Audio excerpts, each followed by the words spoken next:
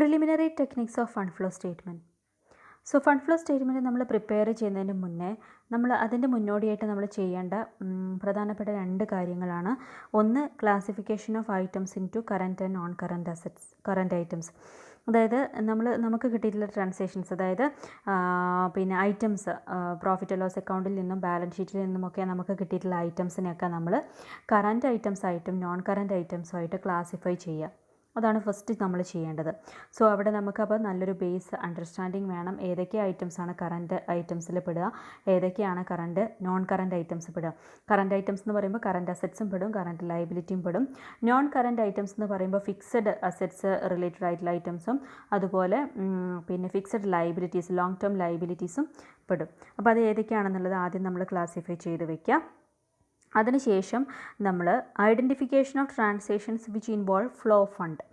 ഏതൊക്കെ ട്രാൻസാക്ഷൻസിനാണ് fund flow ഉണ്ടാകുന്നത്. Fund flow എന്ന് പറയുന്നത് നമ്മൾ ഫണ്ട് ഒന്നുകിൽ ഇൻഫ്ലോ അല്ലെങ്കിൽ ഔട്ട് ഫ്ലോ, ബിസിനസ്സിലേക്ക് ഇങ്ങോട്ട് വരിക അല്ലെങ്കിൽ ബിസിനസ്സിൽ നിന്നും അങ്ങോട്ട് ക്യാഷായിട്ട് പോവുക. അപ്പോൾ ഈ രണ്ട് കാര്യങ്ങൾ ഏതൊക്കെ ട്രാൻസാക്ഷൻസിനാണ് ഉണ്ടായിട്ടുള്ളത് എന്നുള്ള കാര്യം നമ്മൾ നോക്കുക. സോ ഒരു balance sheet, profit and loss account കാണുമ്പോൾ തന്നെ നമ്മൾ ഇത്രയും കാര്യങ്ങൾ ആദ്യം ഐറ്റംസ് ഏതൊക്കെയാണെന്നുള്ളത് ക്ലാസിഫൈ ചെയ്ത് നോക്കുക. എന്നിട്ട് അതിൽ ഫ്ലോ ഫണ്ട് ഉണ്ടാകുന്ന ട്രാൻസാക്ഷൻസ് ഏതൊക്കെയാണെന്നുള്ളത് ഐഡൻറ്റിഫൈ ചെയ്ത് വെക്കുക. ഇത് രണ്ടും നമ്മൾ പ്രിലിമിനറി, നമ്മൾ ഒരു പ്രോബ്ലം കിട്ടുകയാണെന്നുണ്ടെങ്കിലും ശരി, ഫണ്ട് ഫ്ലോ സ്റ്റേറ്റ്മെൻറ്റിൻ്റെ ഒരു എസ്സേ കിട്ടുകയാണെന്നുണ്ടെങ്കിൽ ആദ്യം നമ്മൾ ചെയ്യേണ്ട കാര്യം ഇതാണ്. ഓക്കെ, സോ അതിൽ ഫസ്റ്റ് നമുക്ക് എങ്ങനെയാണ് കറൻറ്റ് ഐറ്റംസിനെയും കറൻറ്റ് ലയബിലിറ്റീസിനെയും മനസ്സിലാക്കുക എന്നുള്ളത് നോക്കാം. അപ്പോൾ ഇതിൽ കൊടുത്തിട്ടുണ്ട് ഏതൊക്കെയാണ് കറൻറ്റ് അസറ്റ്സിൽ പെടുന്നത്, കറൻറ്റ് ലയബിലിറ്റി. കറൻറ്റ് ലയബിലിറ്റി നോക്കുക: sundry creditors, bills payable, bank overdraft, outstanding expenses, provision for doubtful debts അല്ലെങ്കിൽ provision for discount on debtors, income received in advance, tax payable, dividend payable. ഇതെല്ലാം current ലയബിലിറ്റീസിൽ പെടുന്നതാണ്.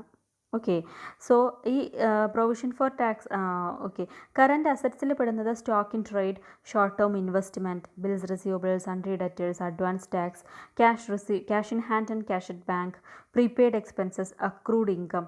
ഇതെല്ലാം current assets ആണ്. ഇനി നമുക്ക് non current items നോക്കാം. Non current ഐറ്റംസിൽ non current ലയബിലിറ്റീസും നോൺ കറൻറ്റ് ഫിക്സഡ് അസറ്റ്സ്.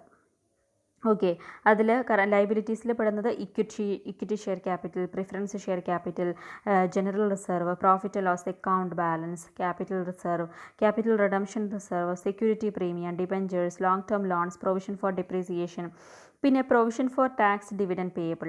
ഈ രണ്ട് കാര്യത്തിൽ, അതായത് പ്രൊപ്പോസ്ഡ് ഡിവിഡൻറ്റും പ്രൊവിഷൻ ഫോർ ടാക്സിനെയും ഒന്നുകിൽ നമ്മൾ കറൻറ്റ് ലയബിലിറ്റി ആയിട്ട് കൺസിഡർ ചെയ്യും, അല്ലെങ്കിൽ നോൺ കറൻറ്റ് ലയബിലിറ്റി ആയിട്ട് കൺസിഡർ ചെയ്യും. ഇത് രണ്ടായാലും തെറ്റില്ല. അപ്പോൾ രണ്ടാണെന്നുണ്ടെങ്കിലും നമ്മൾ ഡീൽ ചെയ്യുന്ന രീതിയിൽ വ്യത്യാസം ഉണ്ടായിരിക്കും. അപ്പോൾ അത് നമ്മൾ ഏതാണോ ഉപയോഗിക്കുന്നത് അതിനനുസരിച്ചിട്ട് ആ രീതി നമ്മൾ അപ്ലൈ ചെയ്യുക. അത് നമ്മൾ വരുന്ന വീഡിയോസിലൊക്കെ പറയാം. ഇനി അടുത്തത് നോൺ കറൻറ്റ് ഐറ്റംസ്, അതായത് ഫിക്സഡ് ഐറ്റംസ്. ഫിക്സഡ് അസറ്റ്സിൽ പെടുന്നത് good will, land and building, plant and machinery, furniture and fittings, vehicles, patent and trade mark, long term investments, preliminary expenses, പിന്നെ പ്രോഫിറ്റ് ലോസ് അക്കൗണ്ട് ലോസ് ആണെന്നുണ്ടെങ്കിൽ അത്. ഇതെല്ലാം non current, അതായത് fixed അസറ്റ്സിൽ പെടുന്ന items ആണ്. So നമുക്ക് balance sheet അല്ലെങ്കിൽ profit loss account കാണുമ്പോൾ ഈ ഐറ്റംസ് ഒക്കെ ഉണ്ടോ, അത് ഏതൊക്കെ കാറ്റഗറിയിലാണ് പെടേണ്ടത് എന്നുള്ളതിനെ കുറിച്ചിട്ടുള്ള ഒരു ഏകദേശ ധാരണ ഉണ്ടാക്കി വയ്ക്കാം. The next, identification of transactions which cos flow fund. നമ്മൾ നെക്സ്റ്റ് നോക്കുന്നത് ഏതൊക്കെ ട്രാൻസാക്ഷൻസ് ആണ് ഫ്ലോ ഓഫ് ഫണ്ട് ഉണ്ടാകുന്നത് എന്നുള്ളത് നോക്കാം. Okay, so flow of fund ഉണ്ടാവുക എന്ന് പറയുമ്പോൾ അതിനെ നമുക്ക് മൂന്നായിട്ട് ക്ലാസിഫൈ ചെയ്യാം. ഒന്ന്, all transactions involving current items, അതുപോലെ all transactions relating to non current items, പിന്നെ all transactions involving one current item and one non current item. So ഇങ്ങനെ മൂന്നായിട്ട് നമുക്ക് ക്ലാസിഫൈ ചെയ്യാം. ഒന്ന്, കറൻറ്റ് ഐറ്റംസുമായി ബന്ധപ്പെട്ടിട്ടുള്ള ട്രാൻസാക്ഷൻസ്. അതിൽ ഒന്ന്, transactions involving two current assets, രണ്ട് കറൻറ്റ് അസറ്റ്സുമായി ബന്ധപ്പെട്ടുള്ള ട്രാൻസാക്ഷൻസ്. ഇപ്പോൾ എക്സാമ്പിൾ പറയുകയാണെന്നുണ്ടെങ്കിൽ ക്യാഷ് കളക്റ്റഡ് ഫ്രം ഡെറ്റേഴ്സിൻ്റെ അടുത്ത് നിന്ന് ക്യാഷ് കളക്ട് ചെയ്യുകയാണെന്നുണ്ടെങ്കിൽ ക്യാഷ് ഇങ്ങോട്ട് വന്നു, ഇൻഫ്ലോ വന്നു. പക്ഷേ ഡെറ്റേഴ്സ് പോവുകയാണ് ചെയ്തിട്ടുള്ളത്. അപ്പോൾ അവിടെ നമുക്ക് കറൻറ്റ് അസറ്റ്സിൽ മാറ്റമൊന്നും ഉണ്ടായിട്ടില്ല. കാരണം ഡെറ്റേഴ്സ് എത്രയാണോ, അപ്പോൾ 10,000 ഡെറ്റേഴ്സ് ഉണ്ടെങ്കിൽ ആ ഡെറ്റേഴ്സ് നമ്മൾ അവരുടെ അടുത്ത് നിന്ന് ക്യാഷ് റിസീവ് ചെയ്താൽ നമ്മൾ എഴുതുന്ന entry cash account up to debtors ആണ്. പക്ഷേ അതേ ഈ 10,000 തന്നെയാണ് ക്യാഷിലേക്ക് തിരിച്ച് വരുന്നത്. അപ്പോൾ കറൻറ്റ് അസറ്റ്സിൽ മാറ്റമൊന്നും ഉണ്ടായിട്ടില്ല. സോ അതിൽ no flow of fund. Next, transactions involving two current liability. രണ്ട് കറൻറ്റ് ലയബിലിറ്റിയുമായി ബന്ധപ്പെട്ടുള്ള ട്രാൻസാക്ഷൻസ്. ഇപ്പോൾ എക്സാമ്പിൾ പറയുകയാണെങ്കിൽ bills payable issued to creditors. ക്രെഡിറ്റേഴ്സിന് ബിൽസ് പേയബിൾ ഇഷ്യൂ ചെയ്യുകയാണെന്നുണ്ടെങ്കിൽ ബിൽസ് പേയബിൾ കുറയും, അതേസമയം ക്രെഡിറ്റേഴ്സിൽ അത് കൂടും. അപ്പോൾ ആഫ്റ്റർ ഇഫക്ട്സ് എന്താ ഉണ്ടാവുന്നത്? കറൻറ്റ് ലയബിലിറ്റി അതേപോലെ തന്നെ ആദ്യം എങ്ങനെയാണ് ഉണ്ടായിരുന്നത് അതേപോലെ തന്നെയാണ് ഉണ്ടാവുക. There is no flow of fund. Okay. ഇനി transactions involving one current assets and one current liability. ഒരു കറൻറ്റ് അസറ്റും ഒരു കറൻറ്റ് ലയബിലിറ്റിയും തമ്മിലുള്ള ട്രാൻസാക്ഷൻ ആണെന്നുണ്ടെങ്കിൽ അവിടെയും ഫ്ലോ ഓഫ് ഫണ്ട് ഇല്ല. കാരണം ക്യാഷ് പെയ്ഡ് ടു ക്രെഡിറ്റേഴ്സ്. ക്രെഡിറ്റേഴ്സിന് ക്യാഷ് പേ ചെയ്താൽ ക്രെഡിറ്റേഴ്സിൻ്റെ എന്താണ് സംഭവിക്കുക?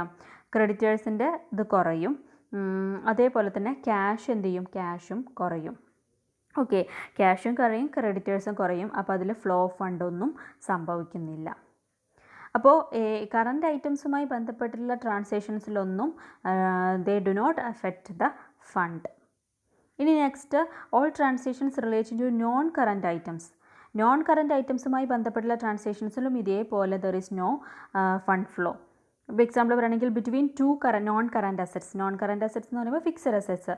രണ്ട് ഫിക്സഡ് അസറ്റ്സുകൾ തമ്മിലുള്ള ട്രാൻസാക്ഷൻ, അതായത് ഇപ്പോൾ purchase of one fixed asset in exchange of another fixed asset. ഒരു ഫിക്സഡ് അസറ്റിന് പകരം അടുത്ത ഫിക്സഡ് അസറ്റ് വാങ്ങിക്കുകയാണെന്നുണ്ടെങ്കിൽ ഫിക്സഡ് അസറ്റിൽ മാറ്റമൊന്നും ഉണ്ടാവുന്നില്ല, ഒന്ന് പോകുന്നുണ്ട്, അതേ എമൗണ്ടിന് വേറൊരു ഫിക്സഡ് അസറ്റ് വരികയാണ്. ഓക്കെ, അപ്പോൾ there is no flow of fund. അതുപോലെ between two non current liability. ഇപ്പോൾ ഡിബഞ്ചേഴ്സ് ഷെയർസ് ആയിട്ട് കൺവേർട്ട് ചെയ്യുകയാണെന്നുണ്ടെങ്കിൽ, അല്ലെങ്കിൽ ഷെയർസ് ഡിബഞ്ചേഴ്സ് ആയിട്ട് കൺവേർട്ട് ചെയ്യുകയാണെന്നുണ്ടെങ്കിൽ അവിടെയൊന്നും എന്തില്ല?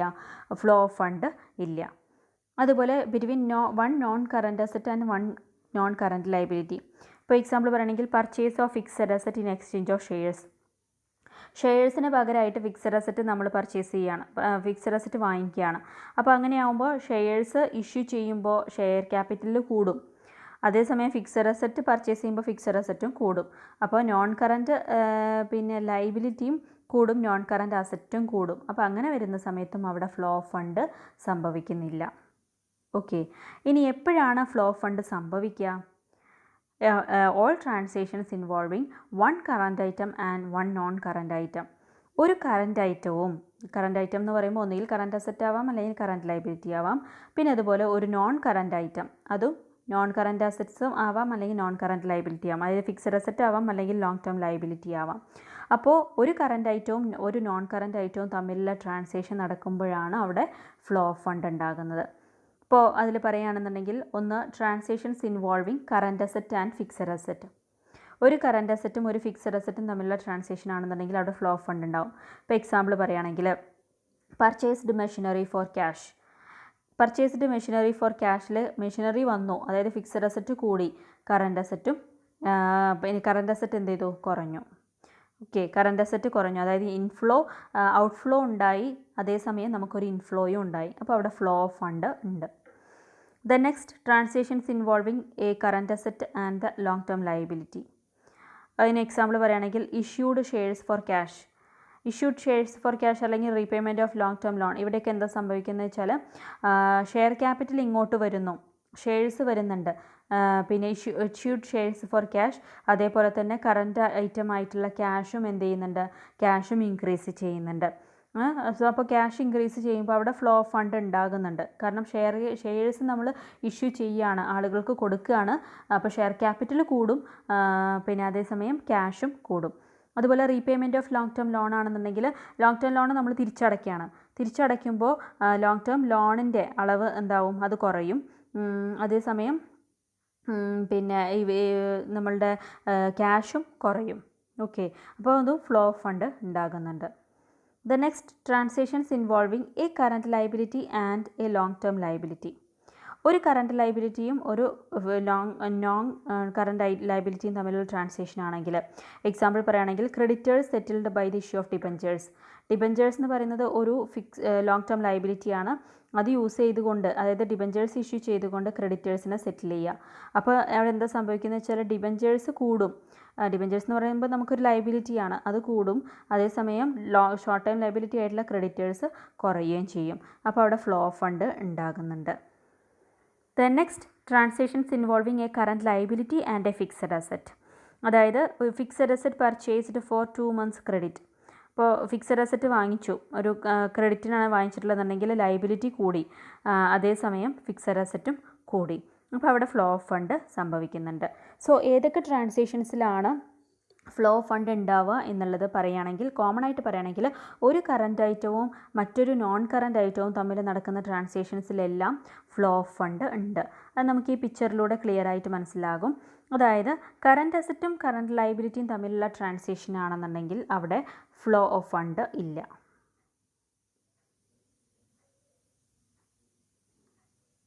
അതായത് കറണ്ട് അസറ്റ്സും കറണ്ട് ലയബിലിറ്റിയും തമ്മിലുള്ള ട്രാൻസാക്ഷൻ ആണെങ്കിൽ അവിടെ നോ ഫ്ലോ ഓഫ് ഫണ്ട്. അതുപോലെ നോൺ കറണ്ട് അസറ്റും നോൺ കറണ്ട് ലയബിലിറ്റിയും തമ്മിലുള്ള ട്രാൻസാക്ഷൻ ആണെങ്കിലും ഫ്ലോ ഓഫ് ഫണ്ട് ഇല്ല. ഇനി എപ്പോഴാണ് ഫ്ലോ ഓഫ് ഫണ്ട് ഉണ്ടാകുക? ഒരു കറണ്ട് അസറ്റും ഒരു നോൺ കറണ്ട് ലയബിലിറ്റിയും തമ്മിൽ നടക്കുകയാണെങ്കിൽ, അല്ലെങ്കിൽ ഒരു കറണ്ട് ലയബിലിറ്റിയും നോൺ കറണ്ട് അസറ്റും തമ്മിലാണെങ്കിൽ, അല്ലെങ്കിൽ ഒരു കറണ്ട് അസറ്റും നോൺ കറണ്ട് അസറ്റും ഒരു കറണ്ട് ലയബിലിറ്റി നോൺ കറണ്ട് ലയബിലിറ്റിയും തമ്മിലുള്ള ട്രാൻസാക്ഷൻ നടക്കുമ്പോഴാണ് അവിടെ ഫ്ലോ ഓഫ് ഫണ്ട് ഉള്ളത്.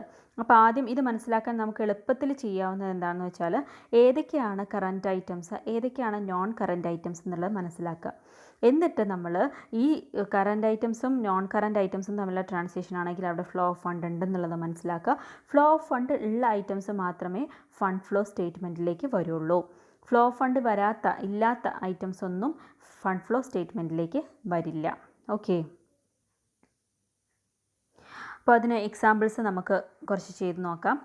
ഒന്ന്, indicate whether the following transactions would affect ഫണ്ടിനെ അഫക്റ്റ് ചെയ്യുന്നുണ്ടോ എന്നുള്ളതാണ് ക്വസ്റ്റ്യൻ. ഫ്ലോ ഫണ്ട് ഉണ്ടോ എന്നുള്ളതാണ് നമ്മൾ ചെക്ക് ചെയ്യേണ്ടത്. So first, cash collected from ഡെറ്റേഴ്സിൻ്റെ അടുത്ത് നിന്ന് നമ്മൾ ക്യാഷ് കളക്ട് ചെയ്യുക. ഇവിടെ നമ്മൾ രണ്ടും കറണ്ട് ഐറ്റംസ് ആണ്. നമ്മൾ പഠിച്ചിട്ടുണ്ട്, രണ്ടും കറണ്ട് ഐറ്റംസ് ആണെന്നുണ്ടെങ്കിൽ അവിടെ ഫ്ലോ ഓഫ് ഫണ്ട് ഇല്ല. Okay, there is no flow of fund. അതായത് കറണ്ട് അസറ്റിലും കറണ്ട് ലയബിലിറ്റീസിലും അവിടെ വ്യത്യാസം വരുന്നില്ല. അതുകൊണ്ട് നോ ഫ്ലോ ഓഫ് ഫണ്ട്. രണ്ടാമത്തത് ബിൽസ് റിയലൈസ്ഡ്. ബിൽസ് റിയലൈസ്ഡ് എന്ന് പറയുമ്പോൾ അതിന് എൻട്രി എന്താ വരിക? Cash account after to bills receivable realised. അതായത് അവരുടെ അടുത്ത് നിന്ന് കിട്ടുകയാണെന്നുണ്ടെങ്കിൽ cash account after to bills receivable. ഇത് രണ്ടും കറണ്ട് ഐറ്റംസ് ആണ്. രണ്ട് കറണ്ട് ഐറ്റംസ് ആണെന്നുണ്ടെങ്കിൽ അവിടെയും ഫ്ലോ ഓഫ് ഫണ്ട് ഇല്ല. ഇനി purchased goods for cash entry, purchases account after to cash, രണ്ടും കറണ്ട് ഐറ്റംസ് ആണ്. അവിടെയും ഫ്ലോ ഓഫ് ഫണ്ട് ഇല്ല. Sold goods for cash account after to sales, അവിടെയും രണ്ടും കറണ്ട് ഐറ്റംസ് ആണ്. ഫ്ലോ ഓഫ് ഫണ്ട് ഇല്ല. സോ ഇവിടെയൊന്നും ഫ്ലോ ഓഫ് ഫണ്ട് ഉണ്ടായിട്ടില്ല. ഇനി നമുക്ക് നെക്സ്റ്റ് എക്സാമ്പിൾ നോക്കാം. പേയ്മെൻറ്റ് ടു ക്രെഡിറ്റേഴ്സ് എന്ന് പറയുമ്പോൾ അവിടെ creditors account after to cash. ഇവിടെ എന്താ സംഭവിക്കുന്നത് വെച്ചാൽ, രണ്ടും കറണ്ട് ഐറ്റംസ് ആണ്. ഒന്ന് കറണ്ട് അസറ്റാണ്, മറ്റേത് കറണ്ട് ലയബിലിറ്റി ആണ്. അപ്പോഴും നമുക്കറിയാം ഫ്ലോ ഓഫ് ഫണ്ട് ഇല്ല. Then issued bills payable to ക്രെഡിറ്റേഴ്സിന് കൊടുക്കുമ്പോൾ അവിടെ രണ്ടും കറണ്ട് ലയബിലിറ്റിയാണ്. അപ്പോൾ ഒരു കറണ്ട് ലയബിലിറ്റി ഡിക്രീസ് ചെയ്യുമ്പോൾ മറ്റൊരു കറണ്ട് ലയബിലിറ്റി ഇൻക്രീസ് ചെയ്യുകയാണ് ചെയ്യുന്നത്. സോ അവിടെയും ഫ്ലോ ഓഫ് ഫണ്ട് ഇല്ല. ദെൻ റിസീവ്ഡ് ബിൽസ് ഫ്രം ഡെറ്റേഴ്സിൻ്റെ അടുത്ത് നിന്ന് ബിൽസ് റിസീവബിൾ കിട്ടുകയാണെന്നുണ്ടെങ്കിൽ രണ്ടും എന്താണ്? കറണ്ട് ഐറ്റംസ് ആണ്, കറണ്ട് അസറ്റ്സ് ആണ്. സോ അവിടെയും ഫ്ലോ ഓഫ് ഫണ്ട് ഇല്ല. Then purchased goods on credit, അവിടെ നമുക്ക് പർച്ചേസസ് ഇൻക്രീസ് ചെയ്യും, അതായത് സ്റ്റോക്ക് ഇൻക്രീസ് ചെയ്യും. അതേസമയം ക്രെഡിറ്റേഴ്സിൻ്റെ എമൗണ്ടും ഇൻക്രീസ് ചെയ്യും. അതായത് ഒരു കറണ്ട് അസറ്റ് കൂടും, അതേസമയം മറ്റൊരു കറണ്ട് ലയബിലിറ്റിയും ഇൻക്രീസ് ചെയ്യും. അപ്പോൾ അങ്ങനെ ആകുമ്പോൾ ഫ്ലോ ഓഫ് ഫണ്ട് ഇല്ല. ഓക്കെ, സോ ഇനി നെക്സ്റ്റ് എക്സാമ്പിൾ നോക്കാം. Conversion of debentures in to shares. Debentures shares ആയിട്ട് കൺവേർട്ട് ചെയ്യുമ്പോൾ അവിടെയും എന്താണ്? രണ്ട് നോൺ കറണ്ട് ലയബിലിറ്റിയാണ്. നോൺ കറണ്ട് ഐറ്റംസ് ആണ്. സോ അവിടെ നമ്മൾ പഠിച്ചിട്ടുണ്ട് ഫ്ലോ ഓഫ് ഫണ്ട് ഇല്ല. അടുത്തത് redemption of preference shares in exchange of debentures. Both are non current items, no flow of fund. Then next issue of bonus shares. Bonus shares issue ചെയ്യുമ്പോഴുള്ള entry profit and loss appropriation account up to share ക്യാപിറ്റലാണ്. രണ്ടും എന്താണ്? Non current items ആണ്. അപ്പോൾ long term fixed liabilities ആണ്, no flow fund. Then transfer to sinking fund. രണ്ടും current കാറ്റഗറിയിൽ പെടുന്നതാണ്, നോൺ കറൻറ്റ് കാറ്റഗറിയിൽ പെടുന്നതാണ്. അപ്പോൾ വർക്കിംഗ് ക്യാപിറ്റലിൽ ഇൻഫ്ലുവൻസ് ഒന്നും ഉണ്ടാവില്ല, അതായത് ഫ്ലോ ഫണ്ട് ഉണ്ടാവില്ല. Then next problem, goodwill write off. Goodwill return off എന്നുള്ളതിൻ്റെ എൻട്രി എന്താ വരുന്നത്? Profit and loss account up to goodwill. അപ്പോൾ അവിടെ വരുമ്പോൾ രണ്ടും എന്താണ്? നോൺ കറൻറ്റ് ഐറ്റംസ് ആണ്. വർക്കിംഗ് ക്യാപിറ്റലിൽ മാറ്റമൊന്നുമില്ല, അപ്പോൾ അവിടെയും ഫ്ലോ ഓഫ് ഫണ്ട് ഇല്ല. Next purchased building in exchange of shares. അവിടെയും രണ്ട് നോൺ കറൻറ്റ് ഐറ്റംസ് ആണ്, അവിടെയും ഫ്ലോ ഓഫ് ഫണ്ട് ഇല്ല. Then furniture purchased for cash. So furniture purchased for cash എന്ന് പറയുമ്പോൾ അവിടെ ഫർണിച്ചർ എന്ന് പറയുന്നത് ഒരു ഫിക്സഡ് അസറ്റാണ്, ക്യാഷ് എന്ന് പറയുന്നത് ഒരു കറൻറ്റ് അസറ്റാണ്. അപ്പോൾ ക്യാഷ് ഡിക്രീസ് ചെയ്യും, വർക്കിംഗ് ക്യാപിറ്റലും ഡിക്രീസ് ചെയ്യും. ഓക്കെ, അപ്പോൾ അവിടെ എന്തുണ്ട്? ഫ്ലോ ഓഫ് ഫണ്ട് ഉണ്ട്. ഇപ്പോൾ ഈ ഫ്ലോ ഓഫ് ഫണ്ട് ഉണ്ടാന്ന് പറയുമ്പോൾ അവിടെ നമുക്ക് എന്ത് ഫ്ലോ ആണ് വരുന്നത്? ട്രാൻസാക്ഷൻസ് ഇൻവോൾവ് ഔട്ട് ഫ്ലോ ആണ് ഇവിടെ വരുന്നത്. അതായത് പുറത്തേക്ക് പോവുകയാണ് ചെയ്യുന്നത്. നമ്മൾ ക്യാഷ് പുറത്തേക്ക് പോകുന്നു, ഫർണിച്ചർ ഇങ്ങോട്ട് വരുന്നു. അടുത്തത് സോൾഡ് മെഷീനറി സെയിൽ ചെയ്യുമ്പോൾ അവിടെയും ഒരു കറൻറ്റ് അസറ്റും ഒരു നോൺ കറൻറ്റ് അസറ്റും ആണുള്ളത്. അപ്പോൾ ഫ്ലോ ഓഫ് ഫണ്ട് ഉണ്ട്. ഓക്കെ, അവിടെ പക്ഷേ ഇൻഫ്ലോ ആണ് മാത്രം, അതായത് ക്യാഷ് ഇങ്ങോട്ട് വരികയാണ് ചെയ്യുന്നത്. സോ ഇവിടെയും ഈ രണ്ട് ട്രാൻസാക്ഷൻസിൽ ഫ്ലോ ഓഫ് ഫണ്ട് ഉണ്ട്. Then next example, issue of shares for cash. Sure ഇവിടെയും എന്തുണ്ട്? ഫ്ലോ ഓഫ് ഫണ്ട് ഉണ്ട്. കാരണം ഒരു കറൻറ്റ് അസറ്റും മറ്റൊരു നോൺ കറൻറ്റ് ലൈബിലിറ്റിയും തമ്മിലുള്ള ട്രാൻസാക്ഷനാണ്. Then redemption of preference shares redeem ചെയ്യുകയാണെങ്കിൽ ക്യാഷ് കൊടുക്കും. അപ്പോൾ അവിടെ നമുക്ക് ഫ്ലോ ഓഫ് ഫണ്ട് ഉണ്ട്. Issue of debentures for cash. അവിടെയും ഒരു കറൻറ്റ് അസറ്റും നോൺ കറൻറ്റ് ഐറ്റവും തമ്മിലുള്ള ട്രാൻസാക്ഷനാണ്. ദെൻ റിഡംഷൻ ഓഫ് ഡിബഞ്ചേഴ്സ്, അവിടെയും ഫ്ലോ ഓഫ് ഫണ്ട് ഉണ്ട്. ഓക്കെ, സോ ഇങ്ങനെയാണ് നമ്മൾ ഫ്ലോ ഓഫ് ഫണ്ട് ഉണ്ടോ എന്നുള്ളത് മനസ്സിലാക്കുക. സോ നമ്മൾ ഫ്ലോ ഓഫ് ഫണ്ട് എങ്ങനെയാണ്? ആദ്യം നമ്മൾ ഐറ്റംസിനെ കറൻറ്റ് ഐറ്റംസ് ആണോ നോൺ കറൻറ്റ് ഐറ്റംസ് ആണോ എന്നുള്ളത് മനസ്സിലാക്കുക. അതിനുശേഷം ട്രാൻസാക്ഷൻസിൽ ഫ്ലോ ഓഫ് ഫണ്ട് ഉണ്ടാകുന്ന ട്രാൻസാക്ഷൻസ് ഏതൊക്കെയാണെന്നുള്ളത് മനസ്സിലാക്കുക. സോ എപ്പോഴും മനസ്സിലാക്കേണ്ട ഒരു കാര്യം, ഒരു കറൻറ്റ് ഐറ്റവും ഒരു നോൺ കറൻറ്റ് ഐറ്റവും തമ്മിലുള്ള ട്രാൻസാക്ഷൻസിലാണ് ഫ്ലോ ഓഫ് ഫണ്ട് സംഭവിക്കുന്നത്.